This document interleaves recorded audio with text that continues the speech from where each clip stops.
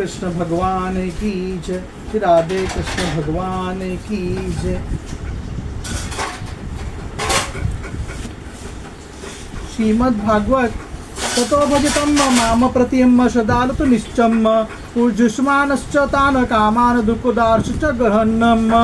उन भोगों को तो भोग ले, परंतु उन्हें सच्चे हृदय से दुखजनक समझे और मन ही मन उनकी निंदा करे तथा उसे अपना दुर्भाग्य ही समझे। साथ ही इस दुर्बुद्धि का स्थिति से छुटकारा पाने के लिए श्रद्धा, दृढ़ निश्चय और प्रेम से मेरा भजन करे। प्रोक्तेन भक्ति योगेन भजतो मास्कृष्ण में मुनियम सनम कामार्दय नश्यन्ति सर्वे मम हृदय स्थिते सन।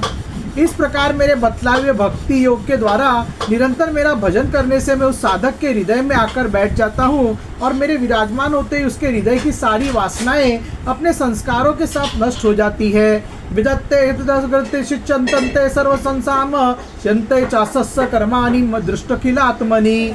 इस तरह जब उसे मुझ सर्वात्मा साक्षात्कार हो जाता है तब उसके हृदय के गांठ दूर जो हो जाती है, उसके सारे संशय छिन्न भिन्न हो जाते हैं और कर्म वासनाएं सर्वथा क्षीण हो जाती है। तस्मात् भक्तुक्तस्य योगिनो वे मतात्मनम न ज्ञानम न च वैराग्यम प्राम चोवे वेदेहि। इसी से जो योगी मेरी भक्ति से युक्त और मेरे चिंतन में मग्न रहता है उसके लिए ज्ञान अथवा वैराग्य की आवश्यकता नहीं होती। उसका कल्याण तो प्रायः मेरी भक्ति के द्वारा ही हो जाता है। यथा कर्म वीरभत्तस्सा ज्ञान वैराग्यतश्च ततः योगेन दान भरधर्मेण भूतरोपि सन। कर्म, तपस्या, ज्ञान, वैराग्य, दान, धर्म और दूसरे कल्याण साधनों से जो कुछ स्वर्ग, अपवर्ग, मेरा परम धाम अथवा कोई भी वस्तु प्राप्त होती है वह सब मेरा भक्त मेरे भक्त योग के प्रभाव से ही यदि चाहे तो अनायास ही प्राप्त कर लेता है। सर्वे मद्भक्ति योगेन मद्भक्तो लभेत तथा सर्वांग पर्वगम मद्भाम कथचित् यदि वाचति सन। न किंचित साधवो धीरा भक्ता योकृत मनो मम वाचन्तप्पि मया दत्तम केवलम पूर्वम सन।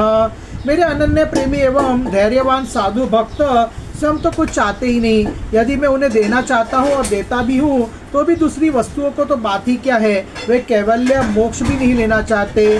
निरपक्षम परम प्राणोशम समन कल्पम तस्मान्ति निरस्यो भक्ति निपक्ष में भवेत।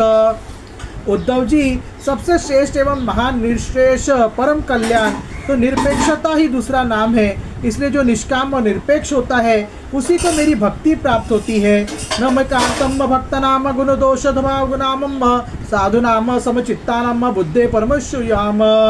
मेरे अनन्य प्रेमी भक्तों का और उन समदर्शी महात्माओं का जो बुद्धि से अतीत परम तत्व को प्राप्त हो चुके हैं, इन विधि और निषेध से होने वाले पुण्य और पाप से कोई संबंध नहीं होता।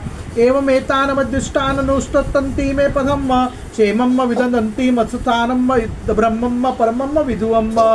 इस प्रकार जो लोग मेरे बतलाए हुए इस ज्ञान, भक्ति और कर्म योग का आश्रय लेते हैं वे मेरे परम कल्याण स्वरूप धाम को प्राप्त होते हैं, क्योंकि वे परम ब्रह्म तत्व को जान लेते हैं। इति श्रीमद्भागवते महापुराणे पारमहंस्यां सताम एकादशकंदे विंशोद्धामम्। हरे राम राम राम हरे हरे, हरे कृष्ण कृष्ण कृष्ण हरे हरे। श्री बालकृष्ण भगवान की जय, श्री राधे कृष्ण भगवान की जय। अतएक विश्वधाम गुण दोष व्यवस्था का स्वरूप और रहस्य। श्री भगवान वाच एतान मत्पत्तो हित्वा भक्तिनान क्रियात्मकान कामांश चले अम्म प्रोणो जुष्यंतम संसरत्यम ते। भगवान श्री कृष्ण कहते हैं, प्रिय उद्धव, मेरे प्राप्ति के 3 मार्ग है, भक्ति योग, ज्ञान योग और कर्म योग। जो इन्हें छोड़कर चंचल इंद्रियों के द्वारा भोग भोगते रहते हैं वे बार बार जन्म मृत्यु रूप संसार के चक्कर में भटकते रहते हैं। स्वे स्वाधिकारे या निष्ठा सगुणम परिकीर्तितम विपरस्तत्व दोषम स्याद भयरोषु निश्चयम। अपने अपने अधिकार के अनुसार धर्म में दृढ़ निष्ठा रखना ही गुण कहा गया है और इसके विपरीत अनधिकार चेष्टा करना दोष है। तात्पर्य है कि गुण और दोष दोनों की व्यवस्था अधिकार के अनुसार की जाती है, किसी वस्तु के अनुसार नहीं। शुद्धया शुद्धेय विद्यते समनावापि वस्तुषु द्रवस्य विचिक्ता सर्तम गुण दोषो शुभाशुभोषण।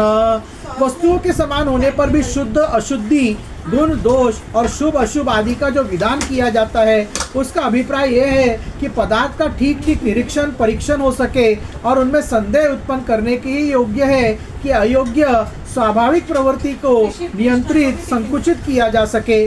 धर्मार्थे विवरार्थम यात्रा धर्मिति चानक दर्शितोम मयाचारो धर्म मुध्यात्म दूरम।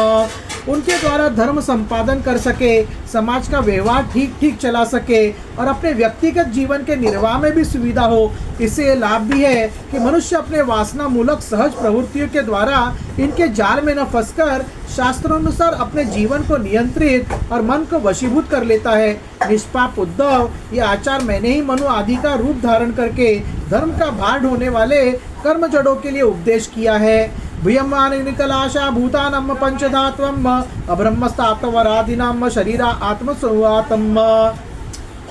पृथ्वी, जल, तेज, वायु, आकाश, ये पंचभूति ब्रह्म से लेकर पर्वत वृक्ष पर्यंत सभी प्राणियों के शरीरों के मूल कारण है।